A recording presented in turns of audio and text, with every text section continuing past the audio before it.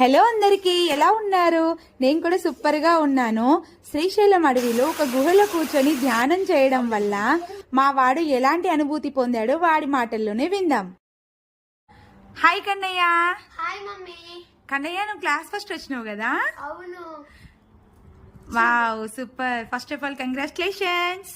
Welcome. అయితే కన్నయ్య, నువ్వు నాకు ఒకటి చెప్పినావు, మమ్మీ నాకు ముందే తెలుసు క్లాస్ ఫస్ట్ వస్తా అని అన్నావు కదా.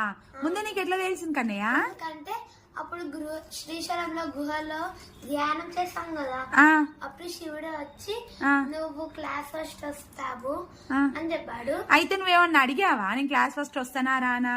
ఇంకేంటి? ఏం అడగలేదా? అడగకుండా శివుడు వచ్చి చెప్పాడా? ఎట్లా, ధ్యానంలో ఉన్నప్పుడా? నేను జస్ట్ లైక్ తీసుకున్నాను. నేను టాపర్స్ ని సెలెక్ట్ చేశాను. సెలెక్ట్ చేసి నన్ను నించోపెట్టారు. ఈ బ్యాచ్ ఇచ్చారు. Wow, super.